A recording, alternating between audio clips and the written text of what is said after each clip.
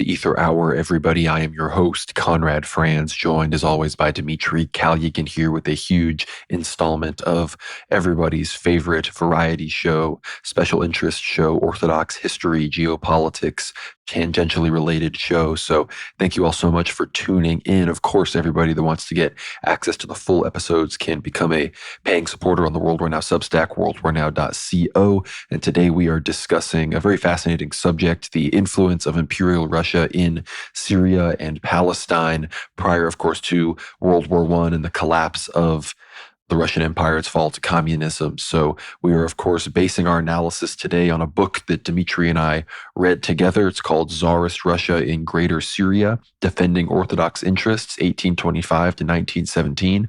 However, this short book, it does cover a lot more than just 1825 to 1917. It is by Dr. Najib E. Saliba, who himself is a former professor at the Worcester State University in Massachusetts. He himself taught history and political science there while holding a PhD in Near Eastern history from the University of Michigan. This was published by Holy Trinity Seminary Press, Jordanville Seminary. So be sure to check out the link below if you want to purchase the book for yourself.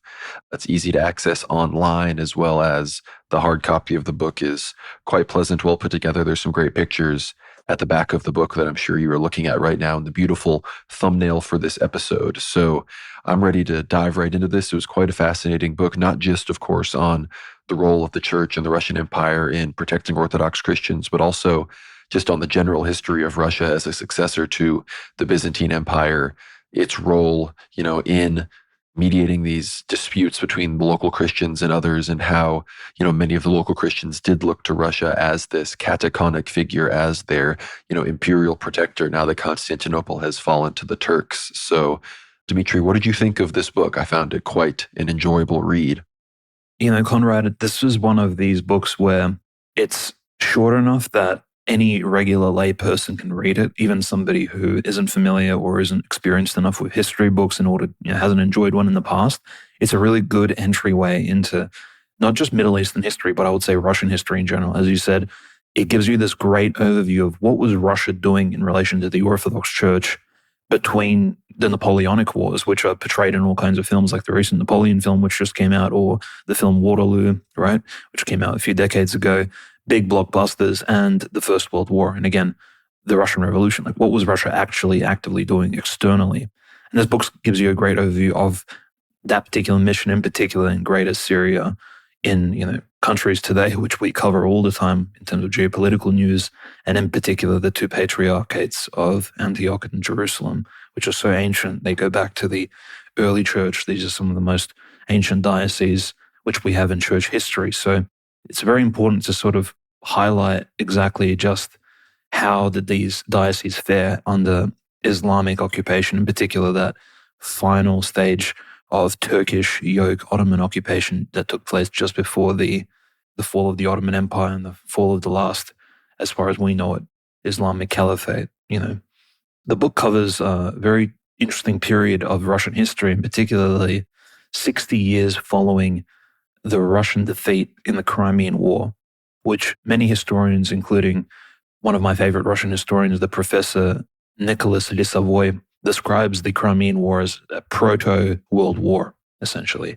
And the book begins essentially outlining the relationships between the Jerusalem and the Antiochian Patriarchates with Russia leading up to that Crimean War period, and then, of course, the establishment of the Russian Palestinian Society, which I think we will discuss in this episode. So generally, it covers a broader spectrum, covers 500 years of Russo, Greco-Arabic Orthodox interactions in the Middle East and Levant, but also it very much focuses on that final 50 to 60 year period of the late Russian Empire and exactly how did it impact that particular Levantine area of the world, which is in so much strife today, unfortunately.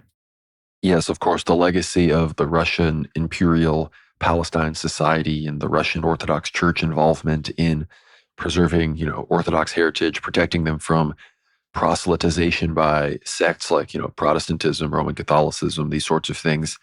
It still has lingering effect today if you go to the Holy Land. I mean, we've talked about these things extensively on our show in the past. I think check out, episode 4 of Ether Hour. We talk about the Holy Land, and then episode 20, we talk about, the union of communists and IDF soldiers that united to persecute the Russian Orthodox former imperial holdings that still exist in the Holy Land, some very important sites on the Mount of Olives in Jerusalem near the Holy Sepulchre. We're going to talk about a bit of these things on the show. But again, before we dive in, this book, the introduction is written by Father Thomas Zane. He is the rector of the St. Nicholas Antiochian Orthodox Cathedral in Brooklyn. I've been to this cathedral many times. I've met Father Thomas, very good priest, very traditional. So he wrote the intro to this book. He talks about how, Russia's role as protector of Christians is still relevant even to this day. And again, as a traditional Orthodox priest, he sees the value in making sure that, again, I think in the current jurisdictional disputes and the climate with the schism and ecumenism and these other things, that the Antiochian Church should maintain its historic relations with the Russian Church. And I think that was some of the most interesting history I learned, even before it dove into the history of the, what we're going to talk about later in the episode, the Imperial Russian Palestine Society. The historical links, even all the way back to the earliest days of the Russian Orthodox Church, even when it was in Kiev, and then to the earliest days of it becoming a patriarchate, the Antiochian Church was always very supportive of autocephaly for the Russian Church, of them becoming their own patriarchate and them, being a powerful and strong representative of Orthodox Christianity. I think because the Antiochians, those that were farther east as the empire in Constantinople fully collapsed, that they realized that it was necessary that another Orthodox power rise up and take up that mantle of Third Rome and catechon and protector of the Christians. So, Dmitry, if you want to perhaps talk about some of what you learned or what you had already known and got expanded knowledge on of the history of Antiochian Moscow Patriarchate relations. That was one of the most interesting parts of the book to me, and there were some fascinating quotes that I want to read in a second. But I think the fact that even early on in the book, it talks about the visit of the Antiochian Patriarch to Moscow in 1913 to celebrate the 300th anniversary of the Romanov dynasty. And at that point, Moscow didn't have a patriarch. So the history and the ecclesiology here I found very fascinating. Yes, of course, for whatever reason, and you may, some people, including Russians, find this quite curious, but throughout Russian ecclesiastical history, the title of Patriarch of Antioch continues to pop up here every now and then. There seem to be these occasional visits that the patriarchs of Antioch, from so far away from literally the Middle East, they continue to visit the Russian Tsardom or the Russian Empire constantly, sort of giving their support to the local or rising Russian church and empire.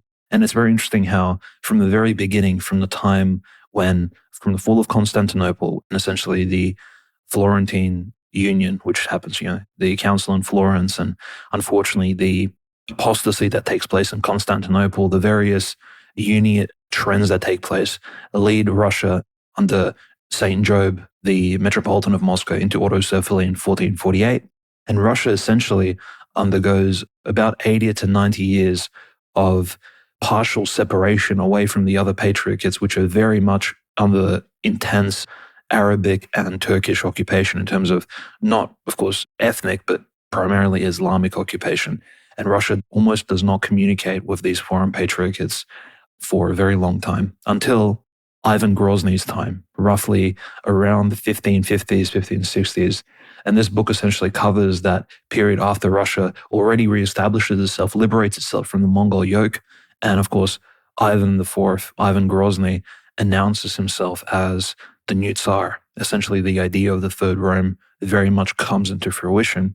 And all these patriarchs of the old world essentially recognize that Russia is one of these, essentially takes the place of the fallen Rome in the West as the fifth patriarchate amongst the, in terms of importance in the hierarchy, especially given the recent fall of Serbia, Bulgaria, and the occupation of Georgia, again, under these same Islamic invaders. So this was a really big deal.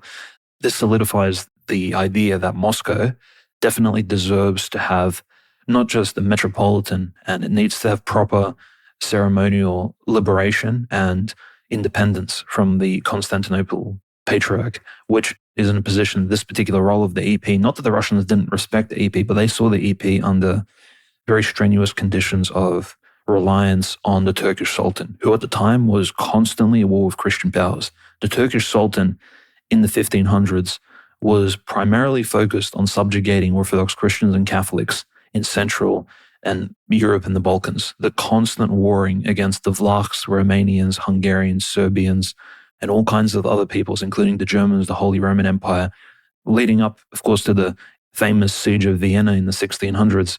All of this was taking place, and there was a clear recognition that the ecumenical patriarch cannot independently administer the lands of the Russian Church properly.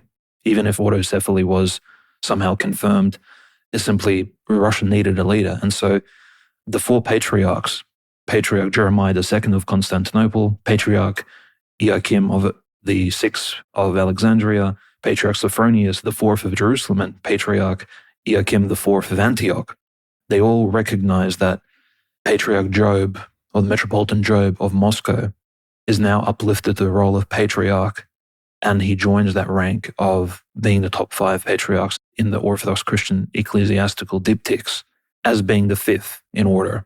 It's interesting because the Tsar at the time, as well in Moscow, when Patriarch Jeremiah II visits and essentially brings these letters of confirmation again from the Patriarch of Antioch and the Patriarch of Jerusalem and Alexandria, the Tsar in Moscow was also a very saintly and holy man.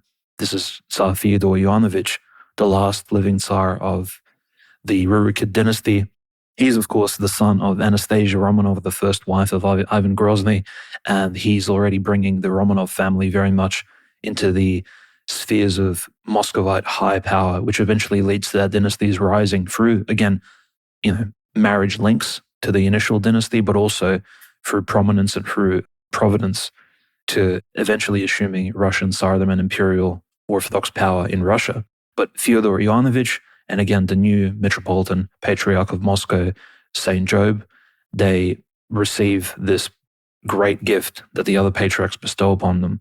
There was only one particular point of confusion, and that is that at the moment, Moscow, of course, occupies the 5th position of prominence amongst the diptychs, out of the long list we have now. But at the time, I believe Moscow actually requested to take either the 2nd or the 3rd position in terms of prominence.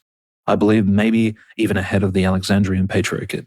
However, because the documents were already signed and sealed, Patriarch Jeremiah II, he didn't answer the request of Tsar Fyodor, Saint Fyodor Ivanovich, and didn't actually redraft the document. So Moscow could have been very much the 2nd or the 3rd of importance in this, I guess, role of honor that the Orthodox Church has. And this was the first great interaction of the independent autocephalous Russian Church and the churches of the Greco-Arabs. This is the Jerusalem and Antiochian Patriarchates. But I think what's most interesting is that this interaction, Conrad, it moves forward. So constantly there's an exchange of letters, not just from the time of Ivan Grozny, but Fyodor Ivanovich, Boris Godunov, the brother-in-law of Fyodor Ivanovich, the next Tsar, even Basil Shuisky, the next Tsar. And there's a constant stream of letters, the first Romanov Tsars as well, including, of course, Alexei Mikhailovich, the second Romanov Tsar. They all constantly send donations, letters, and pray for the churches in the Near East. And this leads to the visits of, which is mentioned in the book in the first few chapters, the visits of Patriarch Macarius III of Antioch. On 2 occasions to Moscow, he travels through the Ottoman Empire, sails across the Black Sea, travels all the way to Moscow, and essentially sits upon 2 councils as a sort of member of honor, as this patriarch of one of the oldest dioceses in the Christian world, especially in the Orthodox world. And he essentially presides over the unfortunate schism which takes place, the councils which decide that the old believers were incorrect in some of their teachings. This is the 1650s councils, and in the 1660s, the trials over Patriarch Nikon of Moscow, which take place, and which I know is an entire story in and of itself. And since this time, the Russian Church has always had a very strong relationship with the Patriarchate of Antioch in particular, but also, again, Antioch being of less prominence to pilgrims than, say, Jerusalem, the Jerusalem Patriarchate always benefited from Russian pilgrims. And this, the book discusses, goes back even, further back in history. The greatest story anyone can probably read outside of this book, and this is not even a life of a saint, it's just the historical account, and perhaps even the best account of Orthodox pilgrimage we have to the Holy Land is it's not called the Adventures of the Monk Daniel, but I think it's the Travels of Monk Daniel to the Holy Land, when he visits Jerusalem during its occupation by the Latin Crusaders, and how he sees King Baldwin of Jerusalem and how he sees the holy fire come down. And he describes how Jerusalem looked during the occupation by the Crusaders. And that 11th century, 12th century atmosphere is incredible. And in fact, we don't have any real Orthodox Christian accounts of Jerusalem beyond this one, but it's so detailed. This Russian monk writes everything down. Is really cinematic in terms of, even Ridley Scott can film a proper movie about this, but in some ways it is a real adventure that the monk Daniel covers. And Russian connection to the Holy Land and to the Near East is so strong thereafter that we're not surprised that eventually even Russian geopolitics align entirely with its spiritual vision, that the church, perhaps, maybe not on a geopolitical sovereign level, but it does need to be somewhat united spiritually, these 5 prominent patriarchates, and of course the new ones like that in Bulgaria, Serbia, Georgia. The church needs to interact more. There needs to be more synodality. And I think Russia really pushes towards that. It realizes its role as the Third Rome in terms of it's not just sponsoring, giving donations, but also protecting orthodoxy in places of potential persecution, just like the lands occupied by Islam. Yeah, this historical connection between these patriarchates, again, much like World War now, I myself, member of the Antiochian Patriarchate, Dmitry, member of the Moscow Patriarchate. So I think it's an appropriate discussion here. But you mentioned, of course, the visits of Patriarch Joachim. There was also the Metropolitan Neophytos of Halabi and Baalbek, who was received by Metropolitan Filaret of Moscow in 1842, who himself was a very ardent supporter of orthodoxy and its protection in the Middle East. And this ultimately led to the creation of what was known as the Antush, or the Metochion, the Antiochian Representation Church in Moscow, which has existed since 1848 and exists to this present day. And so, of course, there is always a welcoming place for Antiochian church delegations to come to Moscow, to the Third Rome. And again, with this existing all the way up through the creation of the Russian Orthodox Imperial Palestine Society, which at its heyday was around during the visit of Patriarch Gregory to Moscow in 1913, which again, this is probably one of my favorite parts of the book, is these quotes from Patriarch Gregory. He was, of course, welcomed to St. Petersburg by Metropolitan Vladimir. He said, "I am certain that your visit to Russia will leave in us not only pleasant memories of your beloved personality, but also will always remind us of our spiritual bonds that bind us strongly together." Patriarch Gregory responded saying, "All the people of the East, Slavs, Greeks, and Syrians, firmly think of the noble duty Orthodox Russia has. Every Orthodox loves Russia strongly, considering her his decent, noble-minded protector. And please note that what impresses us the most is not only Russia's greatness, but also her zeal to preserve right worship and real piety." So I think this quote, unlike most I've ever seen, is one of the best examples of how, again, perhaps based on something we'll talk about in a second, certain Greek attitudes or revisionisms, they might not want to emphasize this, but clearly many Greeks, many Arabs, many other Slavs obviously viewed Russia and Moscow in the aftermath of the fall of Constantinople with the ascendance of the emperors, especially with the large territorial gains of many of the 18th and 19th century Russian Orthodox emperors and their ability to challenge the Ottoman Empire. They were very much understood to be this cataconic figure, that they were sort of the successor to the Christian empire that was formerly in Western Rome and then in Eastern Rome and now in Moscow. This is clear what one of the patriarchs of the original 5 Orthodox sees is talking about, is that all of us who are sort of suffering under this exile and this occupation, we look to Russia as our protectors. And of course, our Nicholas II, he gave Patriarch Gregory some commemorative medals and many gifts and a lot of money to take back to Syria, Lebanon, and Palestine and distribute it throughout the land. Patriarch Gregory gave him a 5th century icon, which the book doesn't go into details about it, but I would love to know what icon he was gifted, because, we don't have that many icons from that period. And of course, unfortunately, as we will discuss, the Orthodox Russian Palestine Society comes to an end, at least formally, with the fall of the empire, with the ascension of the Bolsheviks and Vladimir Lenin to power. Ultimately, it is sort of resurrected as the Soviet Palestine, Soviet Greater Syria society under Joseph Stalin. Obviously, it doesn't have an explicitly Orthodox role, but it takes on a geopolitical and cultural relations role between the Soviet Union and many of these Arab states. I'm also wondering if it had anything to do with some of the early collaborations between the IDF and the KGB, which wouldn't surprise me at all. But the thing I mentioned earlier with the Greeks and the Arabs, obviously we see the Antiochian Patriarchate joyously accepting Moscow as the third Rome in some capacity. But throughout this, we're going to see that the Jerusalem Patriarchate is not quite as enthusiastic. And now, today we see decent relations between the Jerusalem Patriarchate and Moscow. Jerusalem has refused to accept the Ukrainian schismatics, but ultimately, the Jerusalem Patriarchate is still very much a Greek patriarchate. We know today that of the autocephalous churches between Constantinople, Athens, Cyprus, Alexandria, and Jerusalem, they are fully Greek. And then, the Church of Antioch is considered the Greek Orthodox Patriarchate of Antioch. But as is discussed in this book, at many points during the 1800s, there were many sort of ecclesiastical battles, and the Russians supported an Arab patriarch coming to power in Damascus, whereas the ecumenical patriarch and the Ottoman authorities themselves supported a Greek patriarch, maintaining Greek hegemony over Antioch. But between the Jerusalem Patriarchate and Antiochian Patriarchate's jurisdictions, most of these people were speaking Arabic, which, as the book outlines, I think this kind of Greek-Arabic separation, the sort of Greek elite lording the power over these Arabs.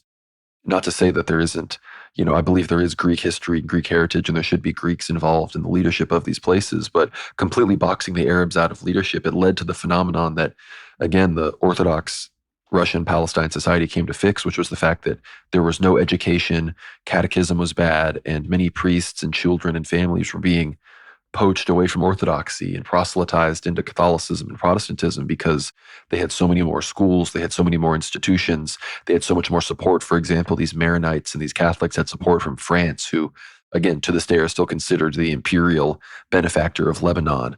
You, of course, had these Protestants, which, again, starting in around the mid 1800s, the Americans were sending over to proselytize into silly things like Presbyterianism and other such strange sects that have never been in the Middle East before, encountering these idolaters, these Orthodox and these Catholics, these, people that have been Christians since the time of the apostles and their ancestors. But again, we'll talk about all of this a bit later, but that was always a big factor, which is still very much a factor in disputes within the church today.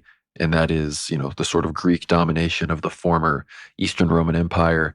And again, St. Raphael Hawaini, for example, in the Antiochian Church in America, he was sent to America by the Russians to make sure that the Arabs, the Christians that had come to America, were still able to worship in the Arabic language. And again, obviously, the EP and Antioch are still in communion today, but if certain things keep going the way they're going, I think the Antiochians are very likely to side with the Russians in a bigger dispute, because ultimately they do owe the Russians their linguistic heritage, their sort of independence, for lack of a better word, from Greece and more Greek cultural domination. And of course, many people will say that, allowing for this Arabic domination, it's sort of conceding to Arab cultural, domination, because the Arabs were all, they were Muslims. In many ways, Arabic identity is tied in with Islam, but the Arabic language itself, of course, can be used for worship. And just because these people aren't Greeks, that doesn't mean they can't be Orthodox Christian. So I think Russia has always kind of been a vanguard of Orthodox ecclesiology, for lack of a better phrase, and, the Orthodox truth of vernacular worship and these other things. So I think that's one of the big testaments towards this imperial mission, where it wasn't so much about, Russia asserting its own dominance, but about protecting sort of true Orthodox identity in the region. No, absolutely, Conrad. I think one of the most interesting things that the book covers in very unfiltered, uncensored detail, but very delicately, is the interaction between the largely Arab-speaking ethnic Arab and ethnic Levantine population who isn't Greek, and the predominantly, and by predominantly, I mean 98% plus Greek clergy, in particular the Greek bishops, and the domination by the traditionally Greek Orthodox Christian elites of both the patriarchates of Jerusalem and Antioch. And this is, again, a painful issue for the local Orthodox Christians there today. It's a question which may dive into things such as ethnophilitism, which I think is the terminology of which I think is a little bit overstretched these days and may be abused simply by references to the 20th century and things such as racism and all kinds of other terminology. But we just need to cover some of the facts on the ground. The truth is that there was a very strong move by the local majority Arab population to have an Arabic speaking Orthodox Christian patriarch elected to the see of Antioch, right? Which is, one of the most important diocesan patriarchates in the Near East. In particular, I believe the Antiochian Patriarchate had a population, something like 90% of its population was Arab at the time. However, the election was won by a Greek, again, following the tradition of hundreds of years, especially since the Islamic occupation, there was really a strong Arabization of the population. So there was no Arab patriarch forever, actually. And so the new patriarch of Antioch, Spiridon, being of Greek descent, in fact, he was a Cypriot Greek, coincidentally from Paphos. He studied in Jerusalem. He was living in the Holy Land and the Levant for a very long time, his entire life. So I'm not saying he was a foreigner by any stretch. He was as local to the land as any Orthodox Christian Arab.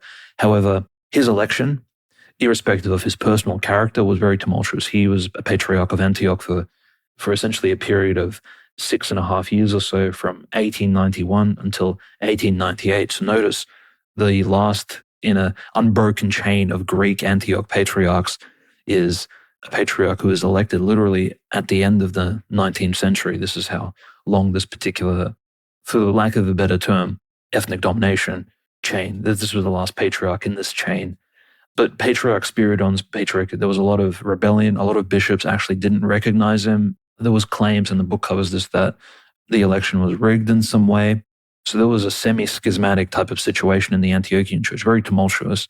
However, this was resolved by the actual synod of the Antiochian Patriarchate removing Patriarch Spiridon, essentially making him a regular bishop again, which was completely fine. This happens throughout Christian history.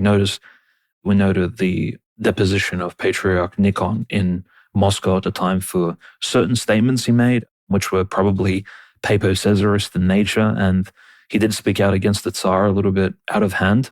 And so he was deposed by the Russian Church and the Russian Synod, which Macarius III of Antioch presided over in a somewhat honorable position. The following patriarch that was elected after Patriarch Spiridon of Antioch was Meletius II, and he came from an Arabic family from Damascus. So we have a local Syriac Arab becoming the first Arabic patriarch of Antioch. This was a really big move. He was a patriarch for about, again, 6.5 years or so, almost 7 years. And this led essentially to a further recognition of the majority ethnic population of that patriarchate and a great normalization. Again, he could address certain issues that perhaps even the Greeks maybe did not have consideration for. And this is a big issue in this book. The book covers primarily the state of education and the conversions away from the Orthodox Church that were taking place because of the strong influence of both the Roman Catholic community and the now emerging Protestant sects and, let's just say, Protestant migrants to the Near East, to the diocese that held by Antioch and Jerusalem. And these particular Protestants and Roman Catholics would be so effective in their proselytism and evangelization of both, I would say, the Muslims, but probably to a lesser extent, because again, converting Muslims to your particular denomination of Christianity could potentially lead to political consequences. And so they were more focused on actually converting each other to their respective denominations. And in particular, unfortunately, the majority uneducated Orthodox Christian Arab laity was slowly but surely being converted to either Catholicism or Protestantism. And this is brought up by one of the founders of the Russian Imperial Palestinian Society, Vasily Khitravo. And Khitravo writes very accurately. He says, during his trip in 1871, his first pilgrimage to the Holy Land after the Crimean Wars, he mentions that essentially orthodoxy in this particular land was in a state of stagnation. Right? He writes about some of the issues he witnessed. It was very unfortunate what he saw, just the domination of Roman Catholic monastic orders and, of course, nunnery orders as well. In particular, the book lists Franciscans were present in the Holy Land, these Roman Catholics, Capuchins, Jesuits, Carmelites, Lazarists, Cordeliers, and Freres, and all kinds of nunnery orders, Sisters of Charity, Nuns of the Sacred Heart, St. Joseph's Nuns, and others. All kinds of organizations active since the time of the Crusades, despite the fact that, again, one of the biggest sponsors of Catholicism in the Holy Land was the French Empire and the French Kingdom, which again fell during the French Revolution of 1789 and the execution of the French Roman Catholic King in 1793, didn't necessarily lead to the downfall of these Catholic orders, they persisted. And there was a huge fight over who will dominate the Holy Land, who will dominate these particular areas of Greater Syria by having the most members. And whoever has the most members will have the most tithers and the most money, right? Who will buy the most land, who will dominate the local populations of Christians. It was a huge battle over influence. And so I think Meletius II being elected to the Patriarchate of Antioch was a good step in acknowledging the majority Arab population and at least standing up for their rights and perhaps just breaking that long, unbroken chain of Greek patriarchs of Antioch, which I think was a bit unseemly given the fact that 90% plus of the actual population of these dioceses were in fact Arabized to some extent. They weren't Greek. The interesting thing is that just after Meletius II, after his patriarchate, his successor is Gregory IV of Antioch, who was, of course, an Arabized Syrian. However, he was already the second Arab-speaking patriarch. So already we have two patriarchs who essentially their first language is Arabic.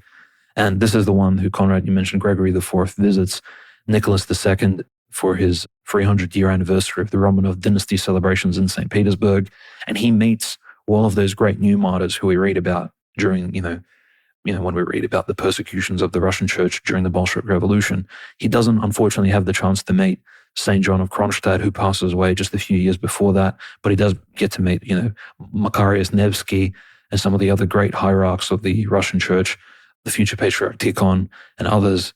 So really big move by Patriarch IV of Antioch. And this really does show that, the Russian appreciation for the Arabic community was quite strong for the Arabic Orthodox community because they understood the threats that were coming from the Roman Catholics and the Protestants in converting the population.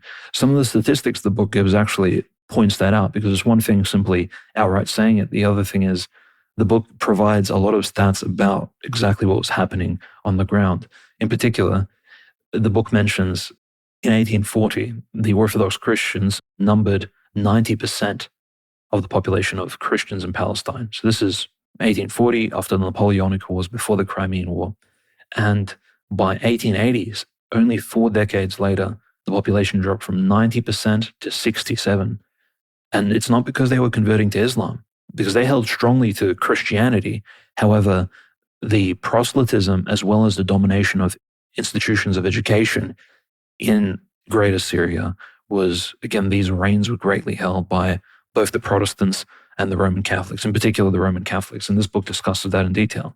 This is one of the things which the Russians, during their pilgrimages and their big donations through the Russian Imperial Palestinian Society, which we will discuss in this episode, tried to rectify.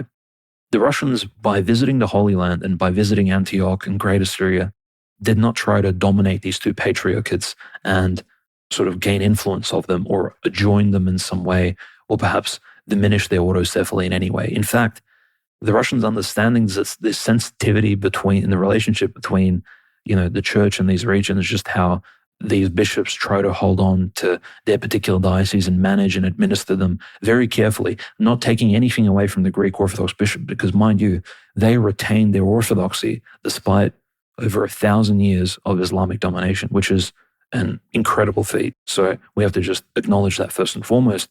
But the Russians saw this and they wanted to assist the Antiochians and the Jerusalem Patriarchate members without stressing them out. And so when the Imperial Palestinian Society was formed in Russia in May of 1882, the founders of the society were only laypersons, only Russian Orthodox laity.